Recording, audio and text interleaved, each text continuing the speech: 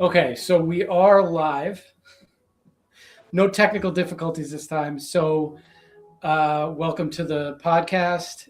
Today, we're going to talk about a bunch of stuff. I think we're going to start out with the Southern Poverty Law Center, and then we're going to move to some other topics like the recent case involving gerrymandering for minority districts and maybe some other stuff. Did you have a topic, Alana? No. So you didn't look anything up? All right. No, that's totally fine. Well, I mean, I looked up what you said we were going to discuss, so I just... Yeah. I sent you I sent a bunch of messages. I hope you guys don't mind. I sent you a bunch of messages, but you probably didn't get them all. I didn't really Messenger again today. Oh, okay. So, so the Southern Poverty Law Center is being, well, not sued, but being charged with fraud by the Justice Department. And I believe this started in 2025, and it has to do with them apparently getting money and allegedly giving it to the hate groups that they were supposedly against. And I'm not 100% sure on that, but it's something along those lines. The argument against it is that, the Southern Poverty Law Center leans left, right, significantly, and it's gone after a lot of the people on the right that. Yeah, but I think you've described what the basic is. Yeah. Yeah. Okay. Yep. So, Alana, I don't know if you're trying to talk, but your mic is muted. Oh, I was talking to my kids. Okay, sorry. Any thoughts on this? I can start with you, Daryl.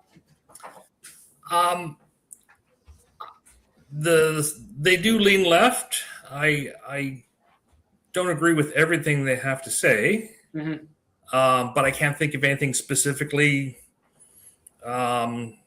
that I don't agree with. I remember reading different things from the Southern Poverty Law Center over the years and going, I agree with some things, and some things like that sounds a bit too much. I mean, they went after Sam Harris, right, at one point.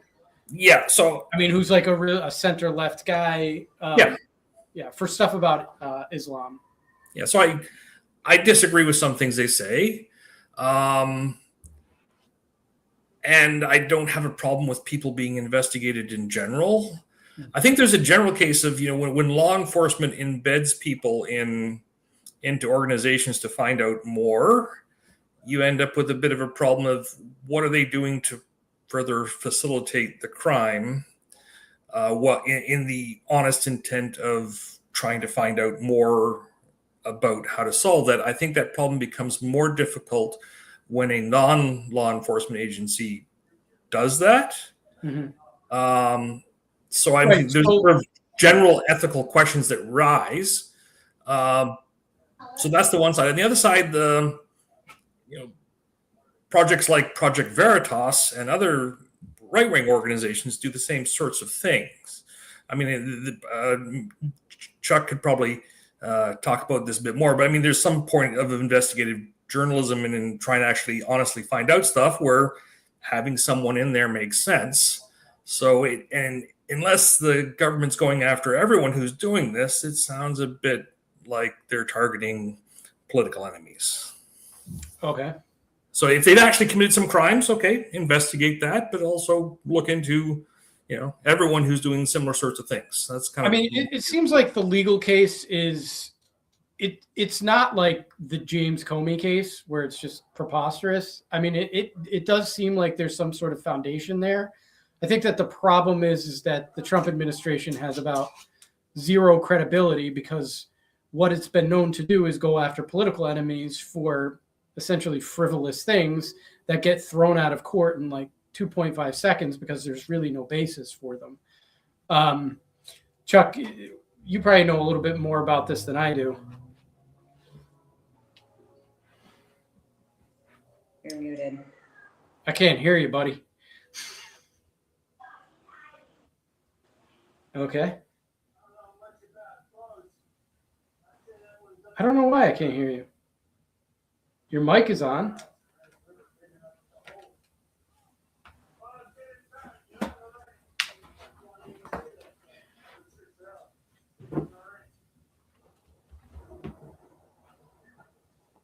Maybe log off and log back in. Yeah, try to do that and then log back in, and I'll just put you in.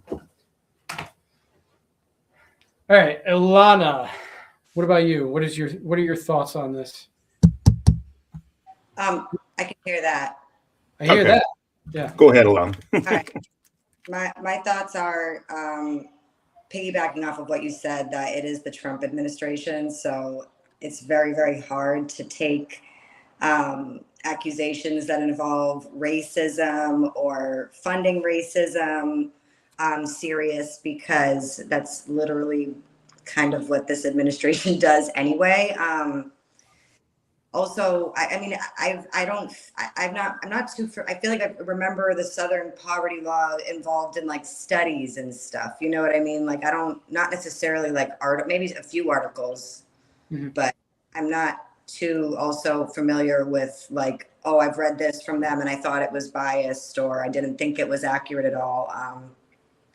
So yeah, I think, and Chuck, again, correct me if I'm wrong, because I feel like you know more about this than me, but the Southern Poverty Law Center used to actually be a legitimate organization. Oh, yeah.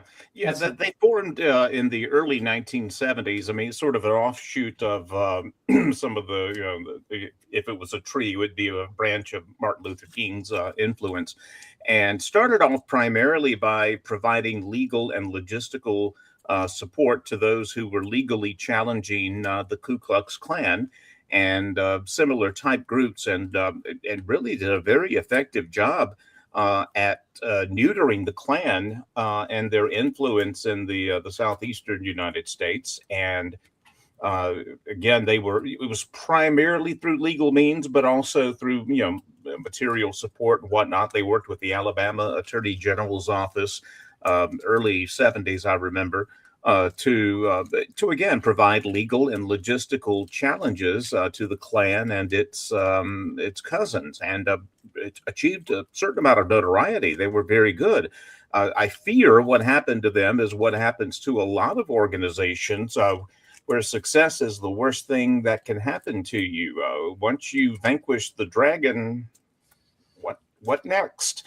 Well, what usually happens is you start defining problems down. What was a nuisance or whatever becomes the greatest existential freaking threat in the history of humanity, so you can raise money.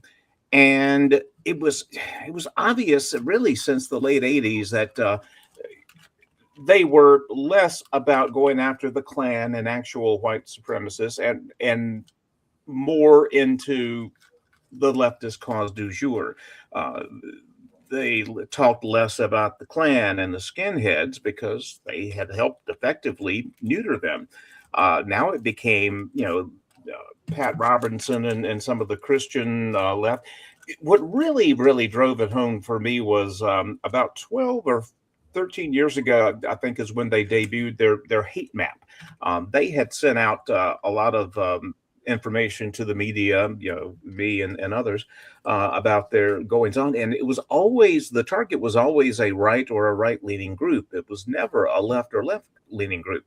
In their heyday, the American Civil Liberties Union, by contrast, represented some of the most notorious and distasteful right-wing Nazis in Skokie, Illinois. But they were consistent. Free speech, First Amendment. Don't care if you're hard right, hard left, we're going to defend you. The SPLC, long before that, it clearly morphed into a group that was interested in generic left causes. It became very frustrating when you looked at their hate maps. It was only right-wing groups, as though left-wing groups were incapable of hate, which is preposterous. But the most maddening fucking thing for me was the mainstream media in particular would use the SPLC as an unbiased source of information. Say the New York Times is writing about Moms for Liberty or whatever. It allowed them to go Moms for Liberty, which has been called a hate group by the Southern Poverty Southern Poverty Law Center, it allowed them to attach that negative rejoinder to any group that they didn't like. The SPLC was thus weaponized and really had been just fucking shameless about it for the past 10 or 12 years. I mean, it had gotten worse. But again, I think they, like so many other groups, fell victim to success. Once they addressed the threat that they originally formed to fight, that's when the money dries up. So you have to find new enemies. It's happened a lot with right and left wing groups.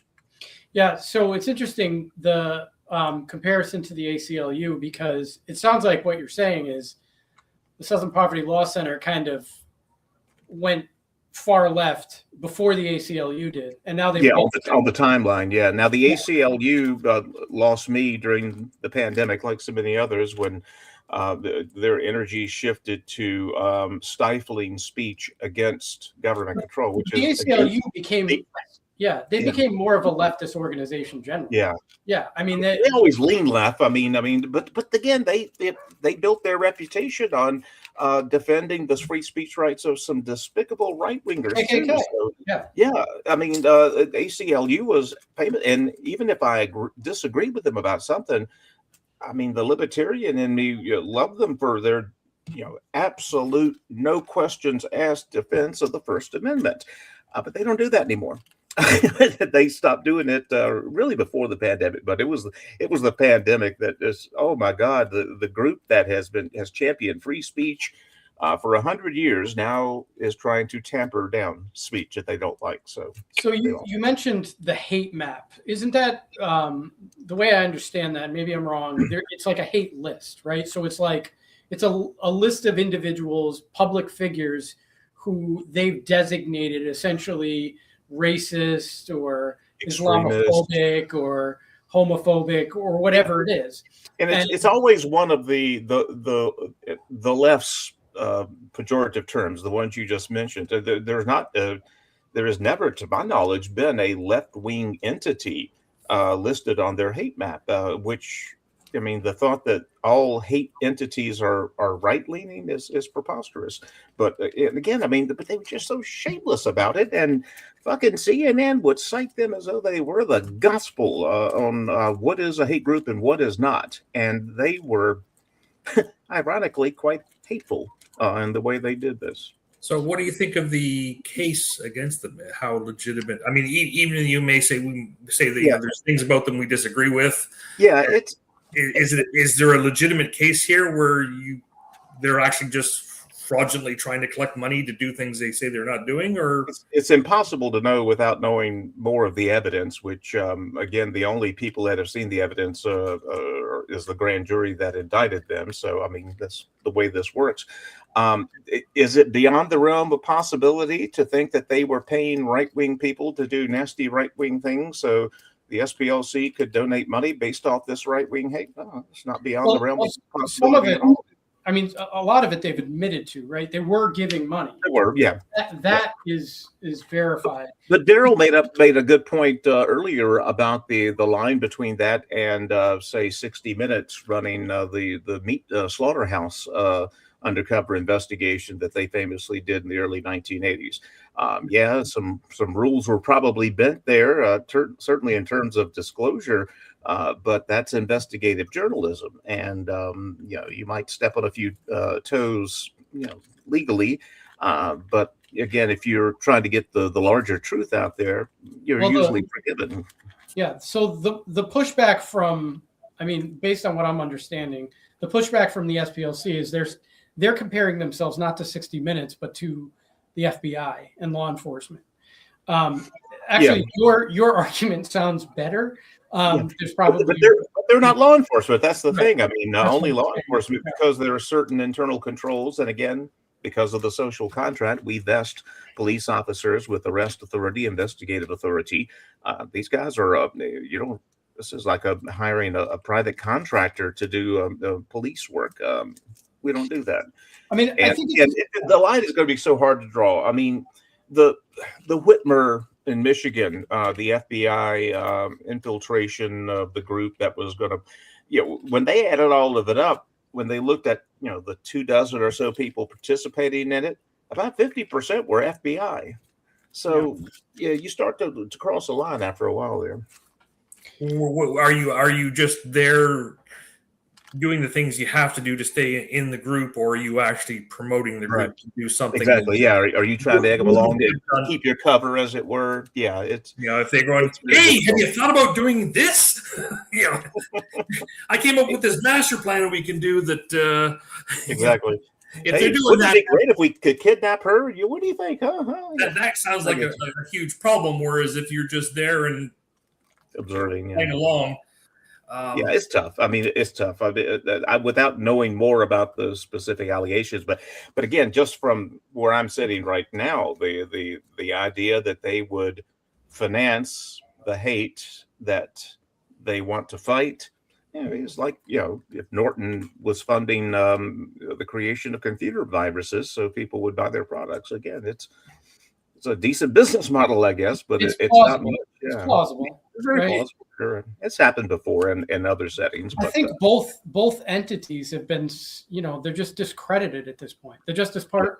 Well, I would hope so. The SPLC has had things happen past 10 years about the Julian Marr, I think their former executive director, which, for any other entity, it would have taken their credibility and shot it to Mars. But CNN and the usual suspects still say, according to the SPLC, such and such is a hate group. And yeah, I agree. Whoever's barked that.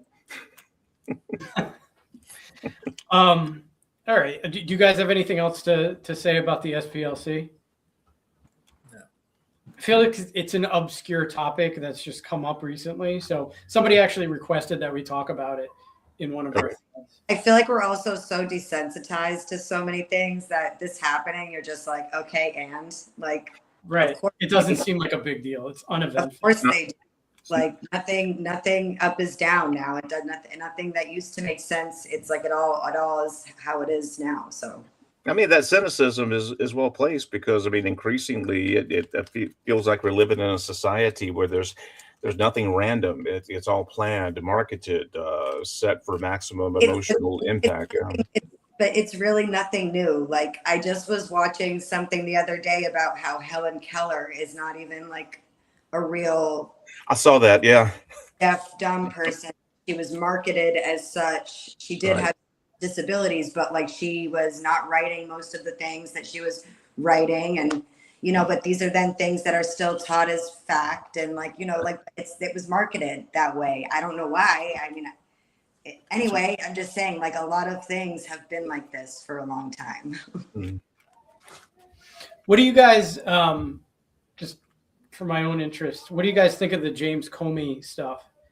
So just to briefly describe what's going on, I think he tweeted something out or was on Instagram or something like that. And basically it was a bunch of seashells set up in 8647. I think it was about a year ago or something to that effect. Yeah. And now that he's being charged with, I don't know exactly what he's being charged with, but obviously threatening the life of the president on some level.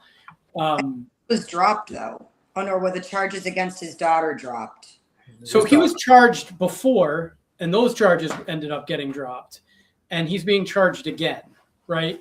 Okay. So I think the first time he was charged, it might have been for something different. I don't know though. But in any event, they did indict him through a grand jury. But as they say, a grand jury will indict a ham sandwich, right? I think they indict like 99% of cases. Interestingly enough, a lot of the MAGA types are using that as a defense for this being a legitimate case, which is infuriating to me because it's just so ignorant. But in any event, yeah. So, I mean, I just feel like this is, highlights what we were talking about before about the Justice Department not being credible. I did use it as an example, but do you guys have any thoughts? I've always understood the term 86 to mean we don't want this, to get rid of something. It's not inherently a violent. They use it in restaurants. These are, I think, there was a MASH episode where I think Klinger said 86 to pen, and he just threw it. Right? It wasn't he didn't crush the pen into smithereens. It was just, it's just in general. I mean, if you Googled it, it was, an extreme, in outlier cases, it could be used to mean, something more nefarious, but it's, and apparently they were selling 46 t-shirts and they're still available. I mean, it seems a bit ridiculous and is going to, I can't imagine it getting past the first, there's going to be a motion to dismiss, which will go, yep. Yeah. This is ridiculous.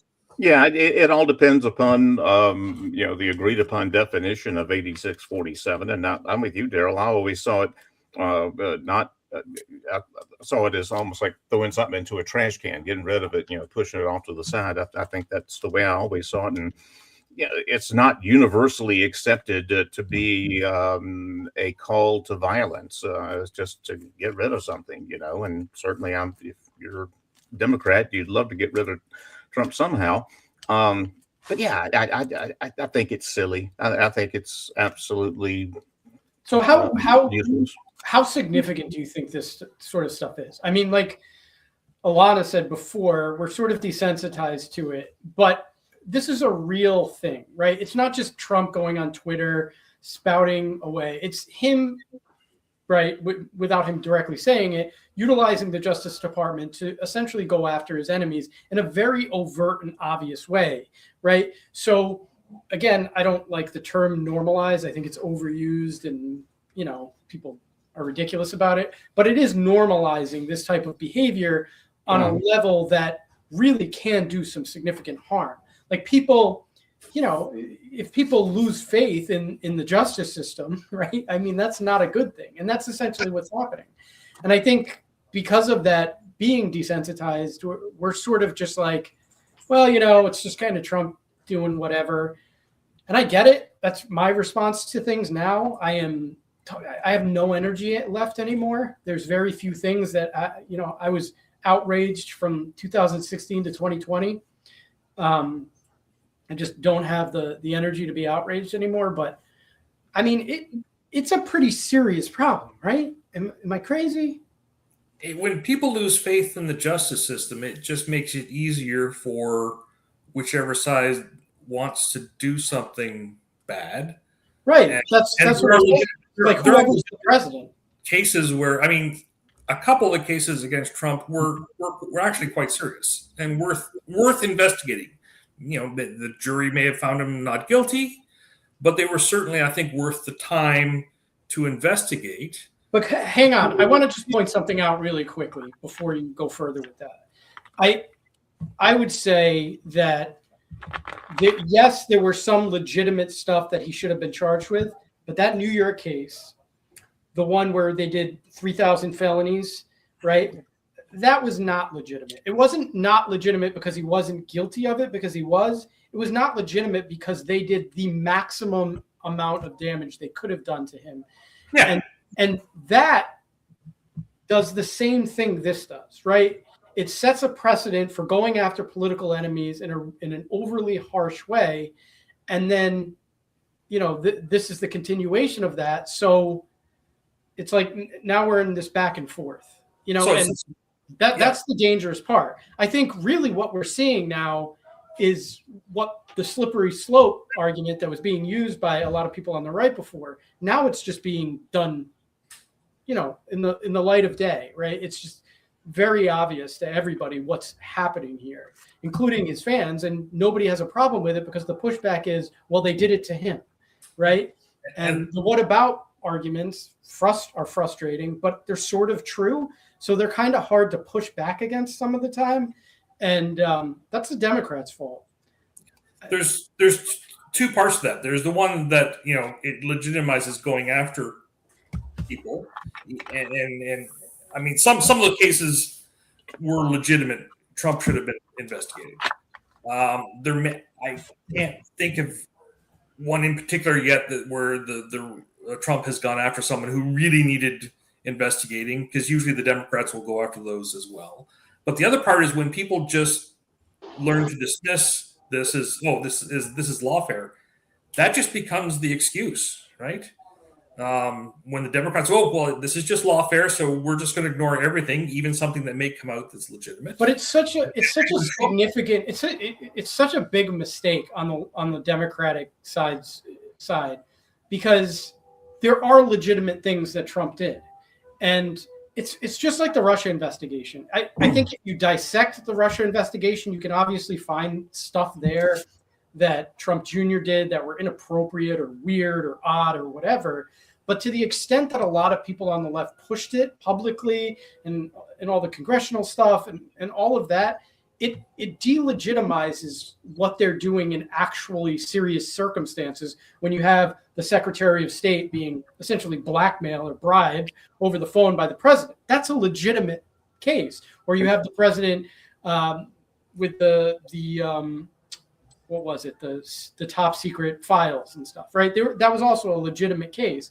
But these other things, it's like you're just throwing everything into a bucket, and some of them are legitimate and some of them aren't, and the public just goes, I don't fucking know what to believe, right? If you're going to go after a former president or a president, you need evidence, because if you don't have it or you don't have a solid case for the public to digest, you're going to completely discredit yourself, and it makes it harder in the future. And then it gives ammo to Trump, who doesn't give a shit about credibility, to do insane shit.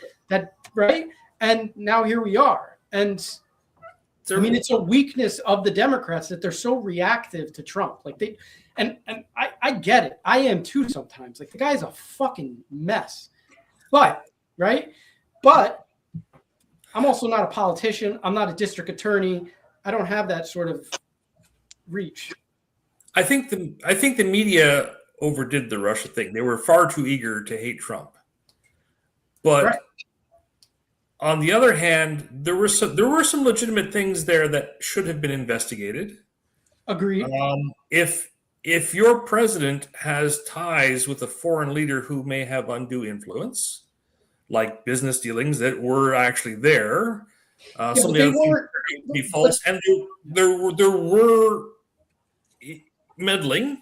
Those parts of it should have been investigated, and I think the left-wing media went. I would say it was having, but the Rachel Maddows of the world turned into something entirely different and created every night. There was like watching Tucker Carlson. Yeah, the hatred in the media made the problem. A legitimate investigation that I think should have been done, and they did it they got a Republican to investigate. I mean, it wasn't like they tried to find the farthest left, investigator they could. And I don't care what country you're in, if there's a chance that the leader of your country is in the pocket of someone else, and to be fair, the U.S. view on Russia changed drastically under Trump. But I think they were considered, quite adversarial.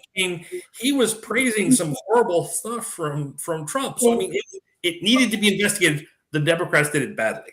Right. I want to get Alana in here because I like her opinion on this topic, but I just think that if you remember the beginning of the investigation, you had, what was it? The dossier, which was preposterous, right? And I remember, because I was pretty far left at that point. I remember reading about that and just kind of taking it all in as being like factual.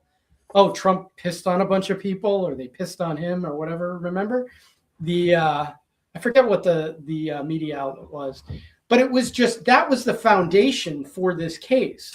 So everything else is just like, that turned out to be like 1% true or something. It was like, there was hardly anything in there that was true. And then, there was some other legitimate stuff, some business ties. The business ties I felt were tenuous. Because he was a business guy, right? And if you take any business guys, they're going to have, billionaires. They're going to have, all kinds of dealings with all kinds of foreign countries. So I think there should have been a lesson learned in that. Okay, fair enough. Trump's especially bad. Everybody overreacts, but they didn't learn that lesson. And 2020 just, towards the end of his presidency and after his presidency, they just continued to do the same stuff. And Anyway, Ilana, do you have thoughts on whether people overreact about Trump? Well, I mean, of course they overreact about Trump, but because Trump is a reactionary, like he does and says things to get reactions out of people, like that he fuels himself. I believe he's a Gemini, which is Is that important? yeah, it is, and Okay. very relevant to the conversation. But in regards to this whole the lawsuits and things like that, we experience political theater now 24/7. It funds our news networks. It funds almost like reality TV. You have constant on both sides them pushing for crazy accusations. Sometimes they end up on being true. Sometimes, most of the time, they're not. Or they're not as serious. A lot of times they're true. They're just not that big of a deal. Or Yeah.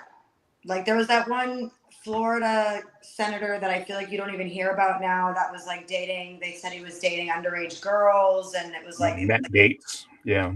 it was supposed to be like a bunch of them, and then it narrowed down to one, and then she retracted her story. And I mean, I don't know about him anymore, but I'm just saying that there's always Matt Gates was dating underage men. I thought it was women actually, like a young girl, like she was 17. Oh, maybe I'm wrong. He was Yeah. accused of hiring a prostitute, underage prostitute, and bringing Yeah. her across. It was. I remember the story getting weird, and then there not really being any charges from it.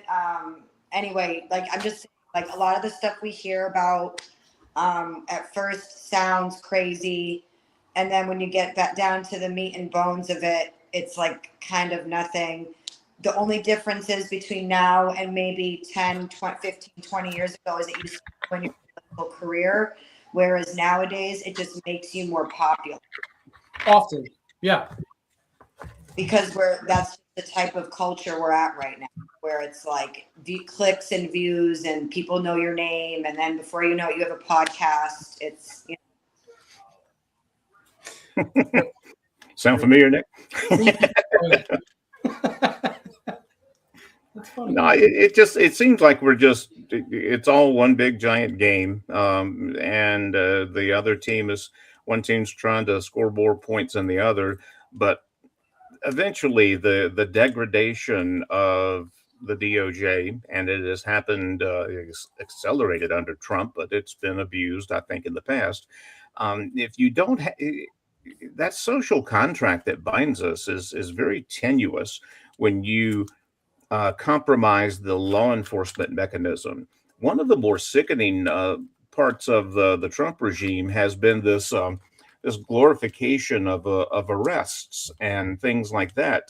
To me, law enforcement is a very solemn job of the government, locally, state, federal, and it absolutely has to be done without fanfare, without pomp, without ceremony. There's got to be just a grim determination that we're going to do the right thing, and we're going to do it in a low-key, professional manner. We're talking about the utilization of state force, potentially deadly force, in order to uphold the laws of this nation. And that is a very serious concept. It's gravely serious. And I don't think it should be subject to this pomp. I mean, seeing Kristi Noem standing in front of the jail in Guatemala, that turned my stomach. Yes, thank God you're arresting bad guys. That's great. You don't have to use them as a damn trophy, like you just shot an 8-point buck and got him stuffed. It's sickening to see that. And I mean, yes, the long-term impact is it illegitimizes the DOJ. It illegitimizes a very legitimate function of government. And once you do that, I don't know how you get it back. That concerns me a great deal, that this, again, very solemn but essential job that has to be done by the state has been turned into just another political talking point. And I don't think we recover easily from that. So let's segue into that. So obviously a lot of our institutions have lost significant amount of credibility, including the media, I would say the lower courts, Congress, the executive. So There's not much left, is there? I mean, there's lots of other ones, right? But do you guys think that number one, is it possible for those things to strengthen again at some point? And how do we get there? My thought process is the only way to do that would be, or maybe not the only way, but probably the one way that I can see that happening is if somebody became president who was like, committed to restoring the constitutional system the way it was, structured initially. And Americans will never. So, okay. What'd you say, negative Nancy? What'd you say? It'll never happen. Americans won't elect someone like that. Well, hold on. All right. I want to try to stay positive. I agree with you. I'm very, cynical myself, but it is possible that at some point the public just becomes so grossed out and disgusted by this partisanship and the division and the behavior of our politicians on both sides of the aisle that they say we need somebody in there who is committed to strengthening Congress and and bringing back the credibility of the Justice Department and places like that. I don't see it as being an impossible thing. I see it as at some point that you could get a good candidate who's charismatic and devoted to something reasonably effective, right? I think you if you can get one good president in who's basically willing to codify the amount of power that the president has to relegate it back to Congress, I think you could get buy-in from the opposition just because they're going, yeah, well, this guy's in power now, and we'll vote for him having less power. And if they can both, if you can get one president who's willing to do that, their own party is likely to agree, and that you'd probably get the opposition party to agree too, just because they don't want that person to have power. You can't limit the power of the next guy, right? You can't. Couldn't a Democratic candidate come out, right? Like a centrist Democratic candidate, whoever that guy is from Kentucky, the governor of Kentucky, or Shapiro from Pennsylvania, somebody like that, right? Come out and say, we want to make sure to the left that no one like Trump ever gets elected again, or not necessarily elected, but if he gets elected, he doesn't have the same amount of power so that he can do whatever it is that Trump did this time with tariffs and all that. I mean, I don't think that's a losing political argument, especially in 2028. So if you get somebody to say, I'm going to restore power to Congress because this is what happens when you don't have, when the executive has too much power, right? I mean, do you guys not think that's plausible? I don't think it's possible, and I'll tell you why. I mean, not impossible. It was nothing impossible, I guess, but unlikely. In 1991, I was covering the Virginia General Assembly, and it was a redistricting year after the census. And these Republicans and Democrats in Virginia at that time generally got along well enough on most issues. There were some other things that they would squabble about, but it was lots of comity in the legislature. But when they started redistricting, the Democrats had both chambers in 1991. It became no holds barred, all out political warfare. Friends against friends, and it was raw partisan power.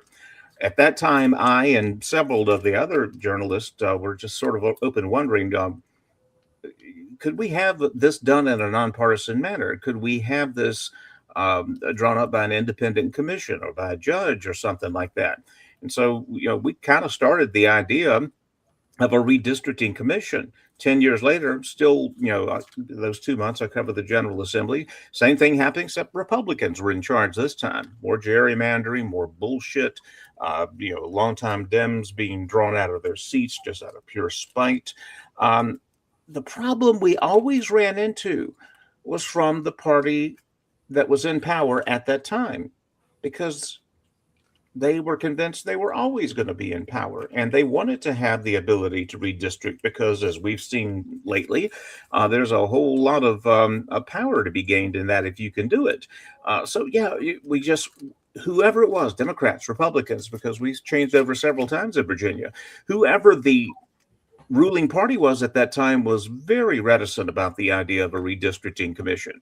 Well, finally, after Trump was elected in 2 years after, in 2018, finally got enough support to put it on the ballot in Virginia, passed by a 2-to-1 margin.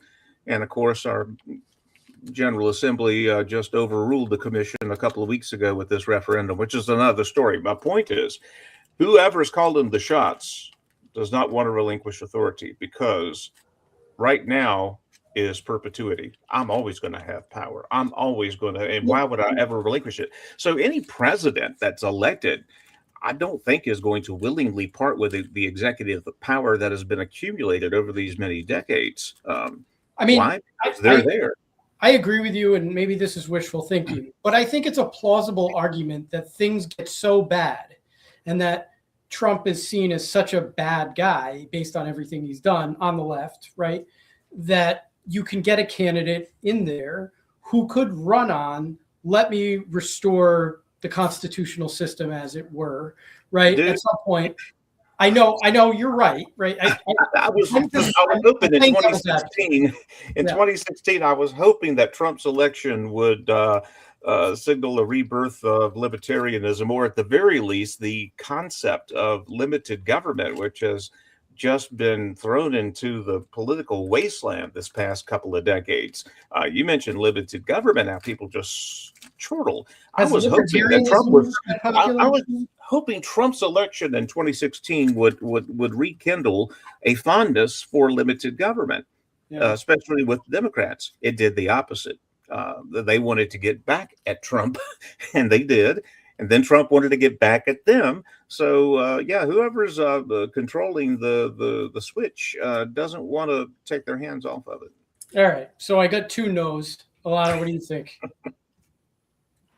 I mean, this country's just too tribal still. They're talking about having Gavin Newsom run as the Democratic candidate.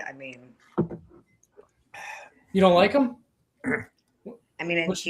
He's right now marketing himself as like a Democratic Trump. Like, he tweets crazy crap back to Trump. It's like, it's just, the man was married to his Trump's son's wife. It's some right? Was like, ex-wife, yeah. I didn't know that. Gillifay or whatever her name was. Wife was married to Gavin Newsom.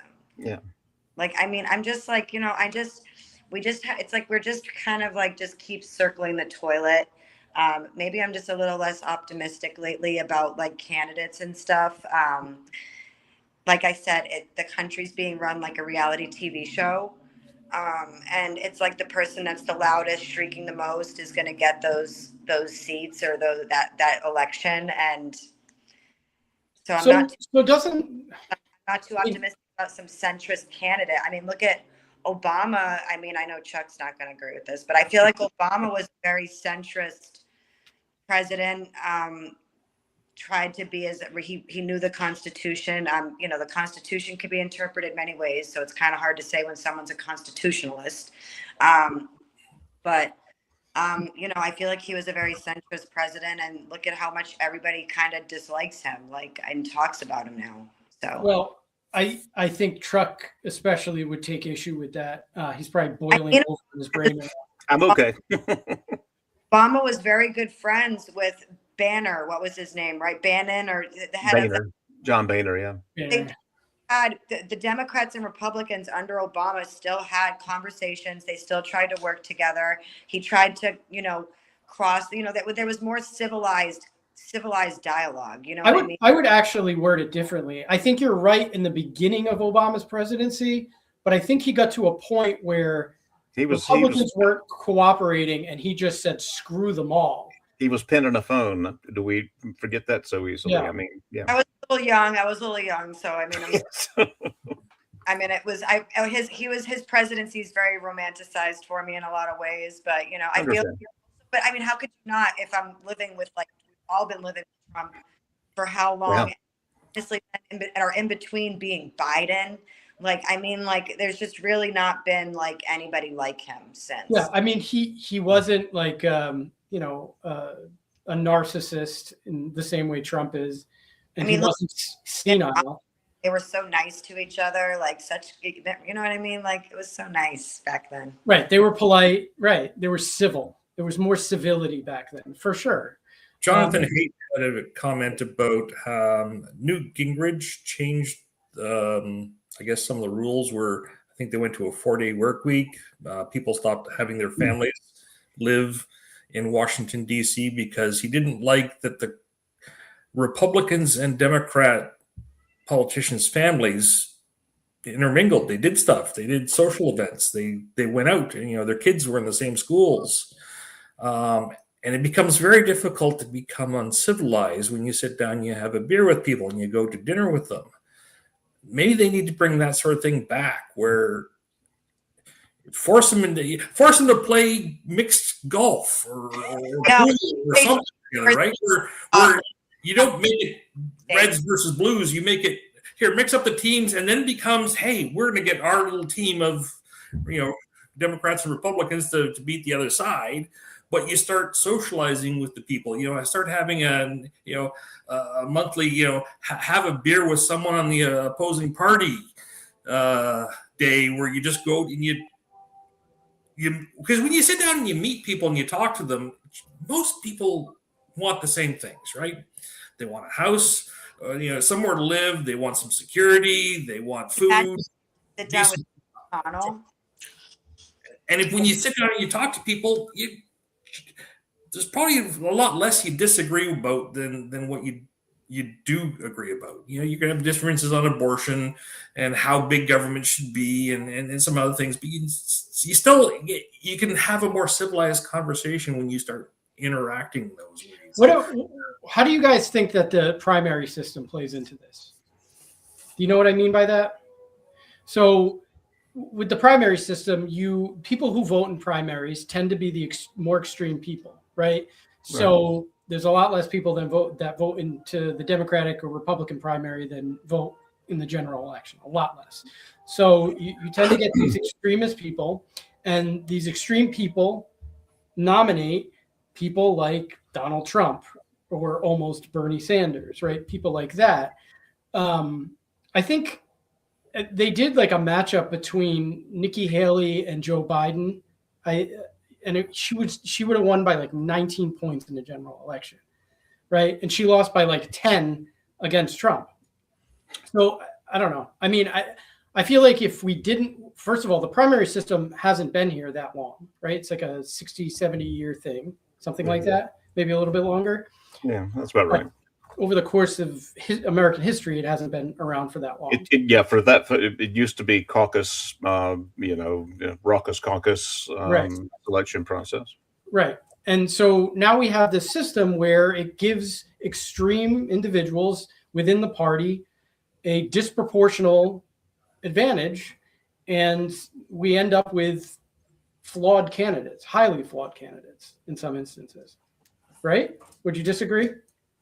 No, that happens sometimes, yeah. So should we get again, the old way of schmoozing enough party insiders to get the vote on convention day is, and I don't think that's going to be much more superior.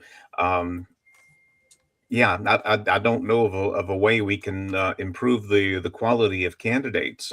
Quite frankly, what a candidate has to go through dissuades a lot of good people from even considering it. This is a much smaller example, but I've had people, begging me to run for Danville City Council for decades now, and I can't. No way in hell I could do that. I don't have the people skills. I have, man. If you say something stupid to me, I'm gonna call it stupid. I can't not do that. I'm not built for that, and there's a whole lot of people that aren't built for politics, and that so you come up if you're automatically eliminating half the population, just because of the process you use. I mean, the math indicates you're going to come out with a worse candidate in all likelihood. Man, I don't know. That's a great question. But the primary system sucks. You're right. It forces Democrats to run far left, Republicans to run far right. And think about if you're a candidate, right? Like you're a right-wing candidate. What are you going to run on right now in a primary election? You're going to be the most MAGA, Trump-supporting, right, person imaginable. If you want to win, yeah. Which means you're going to have to act like a fucking nutcase. Exactly. Right? And all right, so that's the primary. So that's one issue. I think the other issue is I think we need to bring back smoke-filled rooms, and here's why. So smoke-filled rooms meaning we need more secrecy in government, not more transparency. And this is why.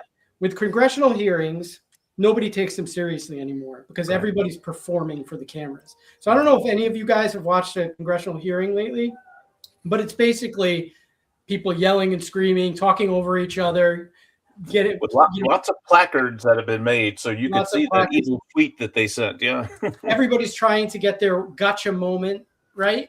So nobody is acting like a serious person, right? And the people who are shown on the media and clips and all of that are the people who act the absolute craziest, right? So if we took that away, we took the cameras out, and we let these processes kind of occur on their own without the public watching them, it takes away the incentive to act like a fucking idiot, right? For lack of a better term.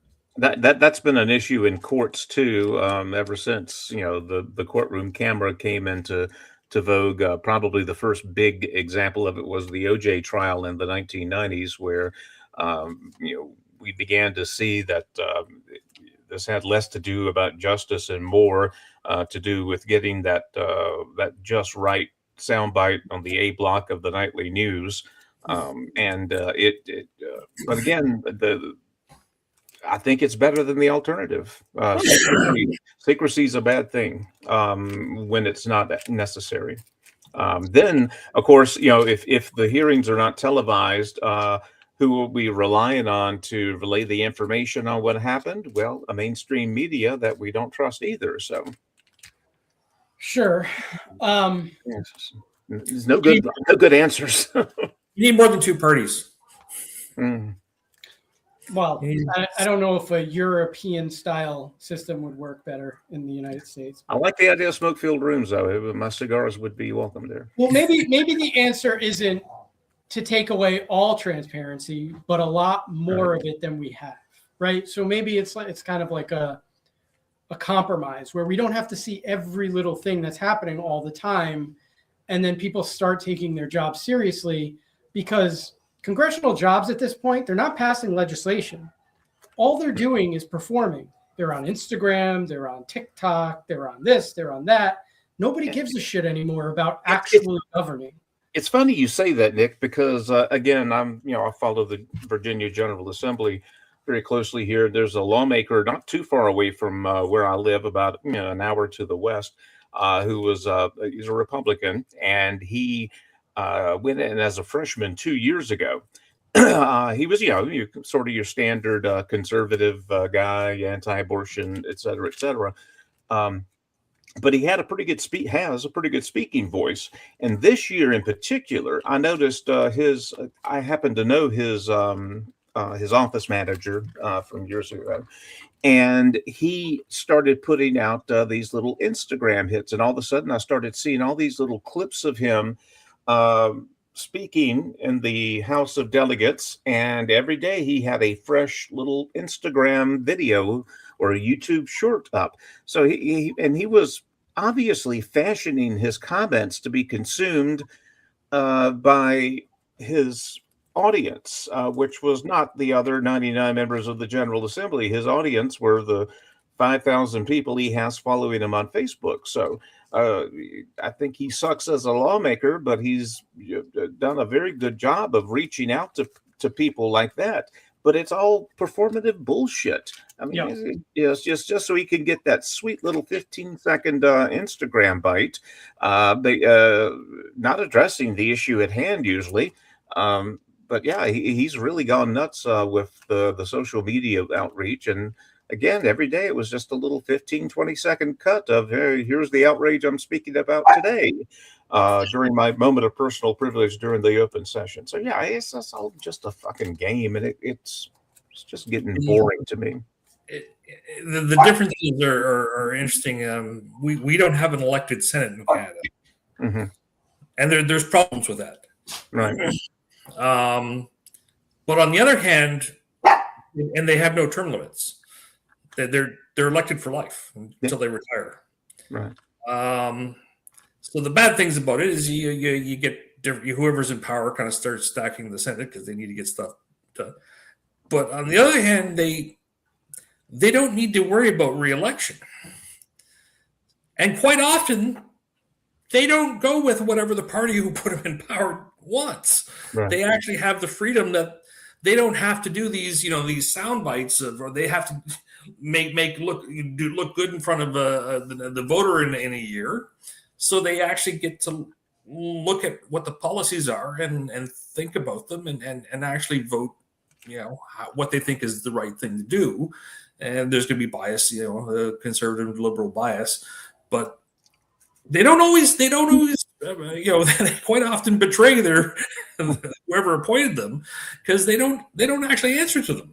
So like the Supreme Court, the Supreme Court justices in the U.S. They don't. I mean, after Trump appoints them, quite often it's very down the line, but I think more often than not they don't. They're not. It's not 6-3 votes down the thing. Right. Yeah. Sometimes it's 9-0, right? Occasionally it's obvious, and sometimes it's 5-4 loss for Trump. Yeah, I mean, at some point in the past, Trump's elected in 2016, so a decade now. One of the Barrett and Kavanaugh and have all voted against Trump in various issues. Gorsuch as well. On the stuff that matters. Yeah. Yeah, that's true. Yeah. Alana, you have an opinion here about American governance? Same that they've already said. Okay. Yeah. So democracy sucks, kind of. I mean, that is sort of too much democracy is not great. That's what I'm learning from this. And it's one of the things the founders had some insight into, right? Because, originally the senators weren't elected, Appointed. right? They were appointed. Maybe we should get back to that because the entire body is meant to be anti-majoritarian, right? Yeah, well, I mean, the Senate was created with a very obviously a legislative purpose, but it was designed to be sort of set apart from the House insofar as it was not a function of democracy because at the time the senators were not voted on; they were appointed, and as a result, the vision was for this great deliberative body that would be created with sort of the House of Lords parallel, but yes, it's become something very different. I do still like the filibuster. I like it. At some point in the process, you got to have more than 51% of the vote to get something substantial passed. I like just somewhere along the line, it has to be more than just that bare freaking minimum, especially on something that's very important. But no, quite frankly, I mean, just from this podcast and just general osmosis of politics the last few years, I'm not posting to Facebook political groups anymore. It's just frustrating, just very, very frustrating, and it's not getting better. Has anybody else experienced some Facebook political fatigue? Yep. I make a few comments once in a while, but I've dropped out. It's not much point. Ilana, are you done with are you retired from political Facebook? I'm taking taking a break because I mean, like the last few months before I took my break, it was just never ending. People that you're friends with for 10, 15 years, Yeah. about, because you're just not having a meltdown every 5 minutes with them over everything. It became too much. I realized too, a lot of political Facebook debating is also performative on a lot of people's parts. They're trying to paint themselves as some bleeding heart, or that they're extremely traumatized by events that are going on that have nothing really to do with them. You understand what I'm saying? They want to attach a trauma to it to paint themselves. I don't know. No, I 100% agree with you, and I feel like one of the interesting things, I feel like your, at least since I've seen it, your experience online was similar to mine, right? In that you had some of the same friends that I had, and then when I expressed a somewhat differing view on, I would see, very reasonable topics, I was attacked like relentlessly by people who I mean, you're online, so it's not like you're like they're your best friend, right? But like people you've been sort of friends with for years are all of a sudden turning on you in like this mob-esque way, and you're on a thread being dogpiled by, 20 people that a week before were liking every single thing you said because it was in their ideological favor. And then it just creates this environment of it's a bullying mentality where they essentially gang up on you and attack you in very personal ways. Yeah, I mean, I just eventually it just kind of erupted and it was no longer sustainable. But I've been like excommunicated, right? Like those people, you guys know, those people fucking hate me. Like hate me. I've never, well, I guess there's some people in my life that hate me that much, but that's okay. I don't care, but they really have some deep anger towards me. I mean, the stuff they would come like in my messages, the things people would say to me, I would just be like, oh my God, like, it's, And there's only so much you can really put into your mental health to people that you have with outside of being online. Yeah. Like I felt it was the best to kind of like remove myself, like I definitely still follow politics. I think I'll definitely want to one day go back to posting. But it's like it lost its like fun part, like being stupid. yeah, I think it sucks too, because I think you're one of the good people online, because not because I agree with everything you say. Lord knows I don't, and Lord knows we've gotten into it pretty intensely. But you have a very independent way of thinking, right? So you're able to sort of evaluate something without allowing all this tribal stuff to get in your way. Just because you're friends with A, B, and C doesn't mean you think A, B, and C. You know what I'm saying? And I always respected that about you, and I liked how you would go, on one issue you'd be on this side, and another issue you'd be on this side, based on whatever your interpretation, your evaluation was. And that's the way it should be. What'd you say? Very. That's not how a lot of Your voice is coming out. It keeps they going. would call it contrarian, so I'm not sure how much accurate that was. Right, but that's not an argument. That's a fallacious way of trying to discredit someone. And they do that to me too. We've all been reacting to things for so long, and a lot of times, like we were already finding out that a lot of the news stories that we were freaking out about weren't even mostly true. Do you know what I mean? It was the same thing as a lot of the stuff we talked about today. Like you would read something, freak out, it was so crazy, and but like a few months later it would come out with, oh, that was not really what happened, and this is what happened, and the reason it was misunderstood is because this news outlet picked it up and said this before it was actually published in the police report. And I'm just saying, it was just always a lot of the stuff that we're, like I say, we're fed is to make us react and to make you feel strong emotion. And because of that, you're unable to interpret things because you're so emotional. It's outrage fatigue, I guess. Yeah. If there are things I really want to be true, I started looking those up to see if they're. Yeah.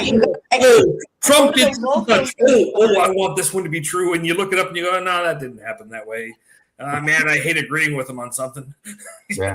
So before I go, I don't know if anybody else has anything to say.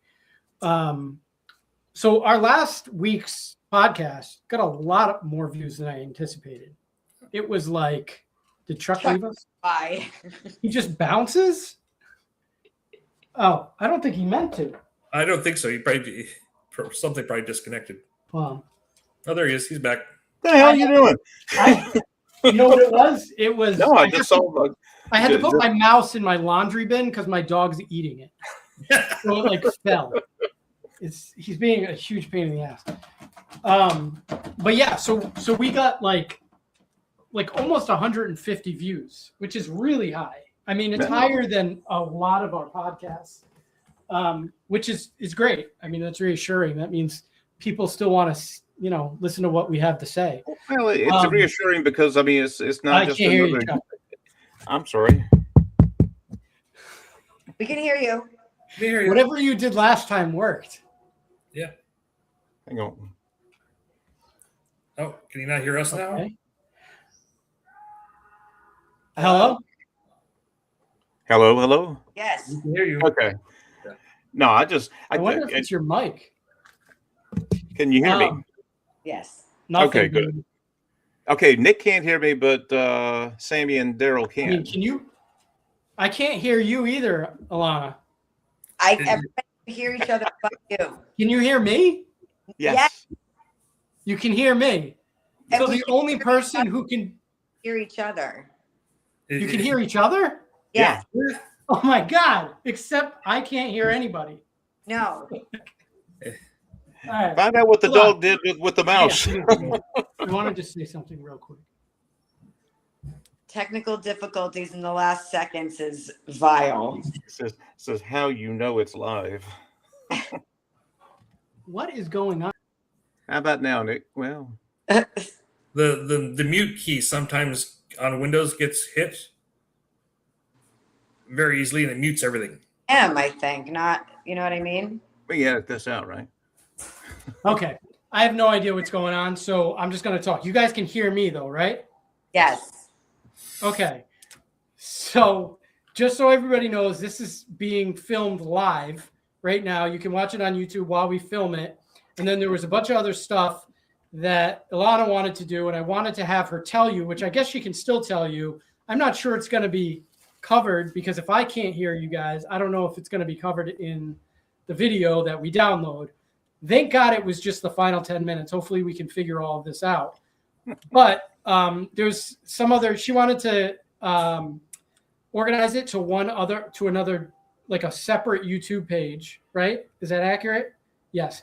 Yes. And there was something else she wanted to do too. So I want to try to do this every week. I don't know if that's feasible for you guys. We can talk. This time, I guess, isn't really great for Alana. I'm Maybe more than willing. an hour later so I can get them take, because this is just like they're all like It would be fantastic if I could hear what you were saying. right. Okay, Just I forgot. text it to me. All right. It looks like you're doing whatever, but we'll figure it out. We'll do something. Okay, everybody nod. Are you guys good for next week? Okay, we'll figure out a time and we'll go from there. Okay. There's a Awesome. folk Thank singer. you guys so much. Oh, I think we're done. Are we done? You can't hear us, so it's done. I mean, there's a folk singer named Eileen McGann who sings a song called "Too Stupid for Democracy." Hold on. Have a look it up. It's fun. bye. Bye. There you go.